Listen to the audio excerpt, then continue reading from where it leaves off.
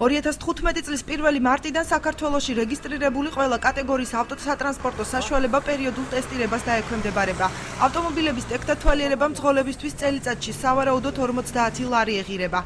საქართველოს მთავრობაში გადაწყვეტილებას ეკოლოგიური პირობების გაუმჯობესებისა და მგზავრთა უსაფრთხო გადაყვანის საჭიროებით ხსნიან. საქართველოს აღებული აქვს ვალდებულება, რომ ყველა ავტომობილის ტექნიკური მდგომარეობა ეკოსანიტართან მოვიდეს შესაბამისობაში, რაც თავისუფლად გაზრდის საგზაო მოძრაობის უსაფრთხოებას და დადებითად აისახება გარემოს დაცვაზე.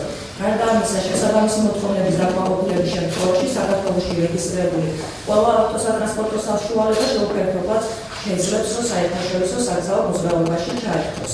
ეს ემსახურება რამოდენიმე მიმართულებას, ეს არის საგზაო უსაფრთხოება, სოციალური პრობლემები და ჯანდაცვა არის დაკავშირებული და სამწუხაროდ ძალიან ბევრი სავალალო შედეგამდე მიდის ეს გამონაბოლქვი და ეკოლოგიური პრობლემები, რაც თქვენ იცით, რომ ჩვენ ევროპის კენჭეზე გვაქვს აღებული ამის არასოდეს საქართველოს არ გადაუხმევს და ეს გახლავთ ერთ-ერთი კრიტერიუმი, რაც ევროსტანდარტთან ახლოს მისვლა ველოდებულად. მძღოლები ინიციატივას დადებითად აფასებენ, თუმცა ნაწილი მიიჩნევს, რომ ტექნათვალიერებისათვის გადასახდელი თანხა სოლიდურია.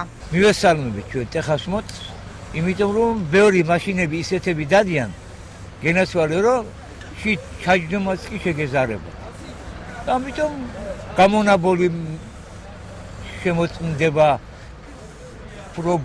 ეკოლოგიურად გასუფთავდება ქალაქი და ძალიან კარგია, ხო 50 წლის განმავლობაში ეს ის თანხა არ არის, რომ გაცმა ვერ გადაიხადოს, რატო იქნება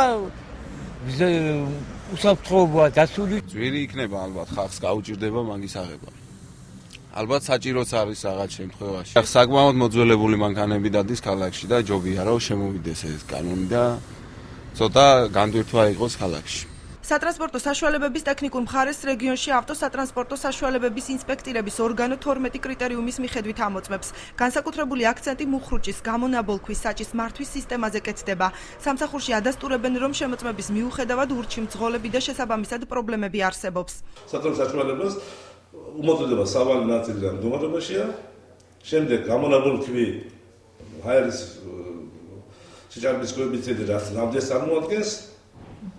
ეს არის სპეციალური ხელსაწყო, რომელიც ადგენს თუ რამდენია ნორმაში, თანამედროვე მოთხოვნა ნორმაში არის თუ არა. როდესაც მოდის მანქანები ხშირი არის, რომ მას ნორმაზე მეტი აქვს. მხოლოდ კონკურსის ჩატარების პერიოდში, როცა კონკურსი სტარტდება, წარმოდგენილი მიკროავტობუსები და ავტობუსებზე თუ არა აქვს იმ მიკროავტობუსს ან ავტობუსს ტექნათვალიერება გავლილი, ისინი თავისთავად იხსნებოდნენ კონკურსის სიიდან. ცოტა შეცვლილია სიტუაცია, ამაკმაყოფილებელია, მაგრამ არის რაღაც ხარვეზები, რომლის გამოსწორება შეიძლება და ამის დროსაც მივცემთ, რომ გამოვასწორონ დათვალიერების შემდეგ.